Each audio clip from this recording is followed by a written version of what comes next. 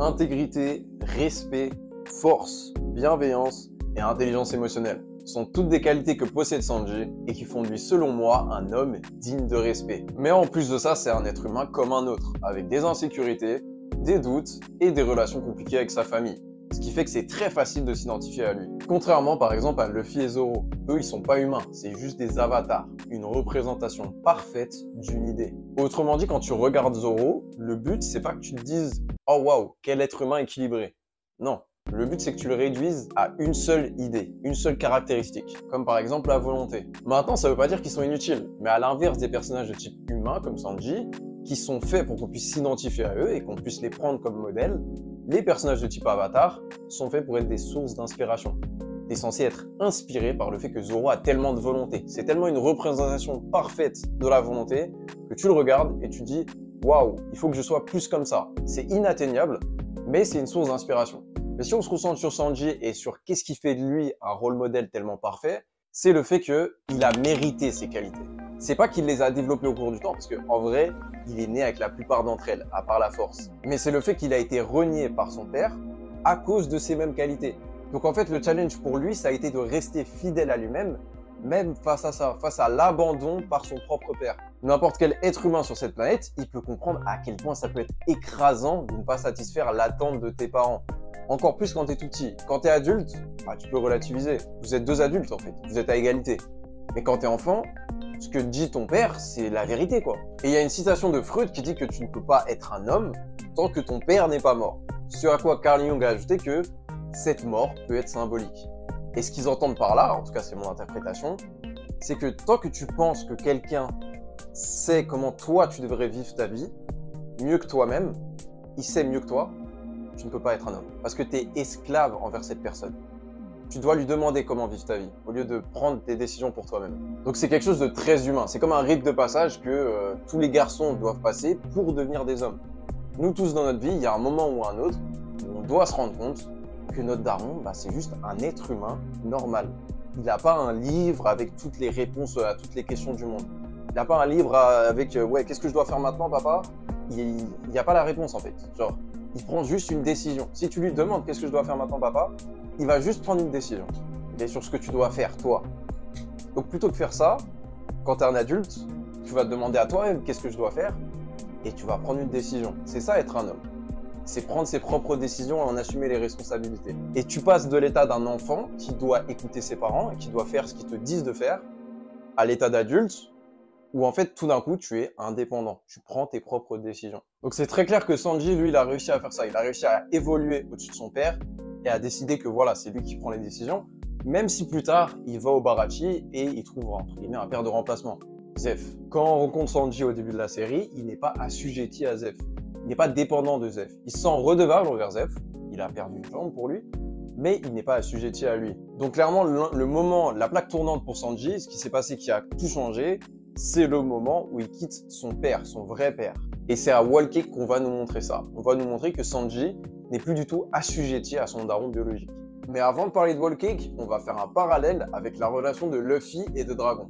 Le père de Luffy, il l'a vu genre une fois ou deux. Dans la série, il l'a vu une fois. Ok. Luffy, est-ce qu'il en a quelque chose à battre? Non, il n'en a absolument rien à battre. Donc tu te dis, ok, bah, ça veut dire qu'il a grandi au-dessus de son daron, c'est bon, c'est devenu un homme.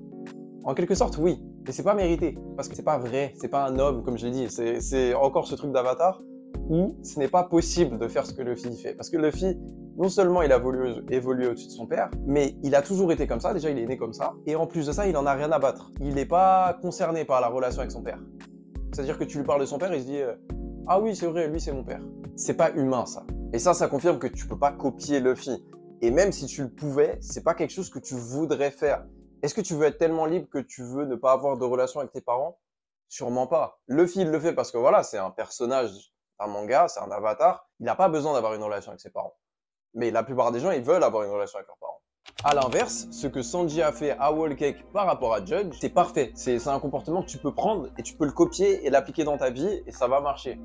Parce qu'en fait, qu'est-ce qui s'est passé? Sanji et Judge se sont séparés environ quand Sanji avait genre 8 ans. Je sais plus quel âge il avait exactement, mais il avait dans ces eaux-là. La raison pour laquelle ils se sont séparés, c'est que son père lui a dit de dégager. Vraiment. Ok, donc lui, il a dit ok, tu sais quoi, vas-y, je me casse. Il est parti à Ice Blue. À Ice Blue, il est devenu un homme. ensuite c'est devenu un pirate, etc., etc. Mais en tout cas, c'est devenu un homme respectable, un homme sur qui on peut compter. Il aurait pu ne plus jamais parler à son daron, fin de l'histoire. Mais ça n'aurait pas été complet. Tu vois, il fallait qu'il revienne voir son daron. En fait, il fallait qu'il revienne confronter son père. Il fallait qu'il revienne et qu'il confronte leurs deux idéologies. Qu'il aille le voir et qu'il dise « Ouais, regarde l'homme que je suis devenu. Je suis meilleur que toi. » Ou plutôt, pas exactement « Je suis meilleur que toi » parce que Sanji n'a rien à prouver à son père. Mais vraiment, juste pour le regarder dans les yeux et lui dire « Voilà, je suis devenu un homme. » Pour le confronter, en fait. C'est comme si c'était l'étape finale. Tu vois, t'es parti, t'as renié ton daron, ok, enfin, ton daron t'a renié, et t'as renié toutes les idées qu'il y avait derrière ton daron et qu'il essayait de t'inculquer. T'es devenu un homme de ton côté, ok, tu pourrais en rester là. Mais c'est encore plus fort si, après être devenu un homme de ton côté, tu revas voir ton daron et tu lui dis voilà qui je suis.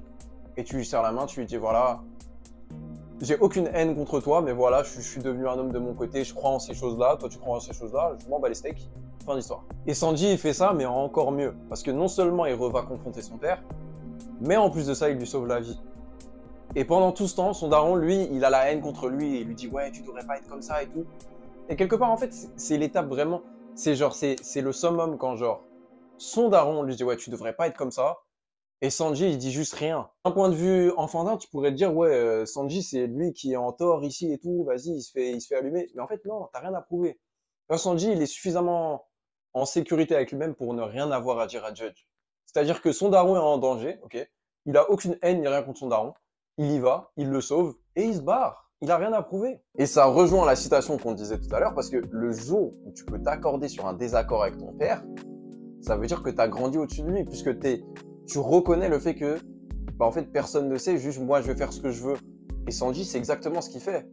Il essaie pas de convaincre Judge que c'est sa façon de vivre la mieux et tout. Non. Juste lui, il va à Whole Cake, il fait ce qu'il a à faire. Quand Judge il est en danger, il lui sauve la vie parce que c'est le genre d'homme qu'il est. Il n'est pas content avec la manière. Quand je dis qu'il n'a pas de haine envers son père, je dis pas que il s'énerve pas contre lui, il se bat pas un petit peu. Ils font ça. Mais c'est-à-dire que ça l'empêche pas de dormir la nuit. Ensuite, il rentre chez lui et il y pense plus. C'est ça de pas avoir de haine. La haine, c'est vraiment... C'est genre, Judge, on dirait qu'il a la haine contre Sanji. Quand il voit que Sanji est devenu un homme en prenant des principes complètement différents. Il lui dit, ouais, non, tu devrais pas être comme ça. On dirait que genre, quand Sanji n'est pas là, quand il est juste avec ses enfants, il pense à Sanji et il dit, non, il devrait pas être comme ça. C'est ça la haine. Sanji, il a pas la haine. Sanji, il est un peu énervé contre son daron qu'elle le voit parce que, bah voilà quoi, il commet des atrocités. Mais c'est tout. Après, il rentre chez lui et il dort tranquille. Donc voilà, c'est pour ça pour moi que Sanji est le rôle modèle parfait. Dites-moi ce que vous en pensez en commentaire de sa relation avec son daron, de ses différentes qualités, etc., etc. Merci de regarder. Salut YouTube.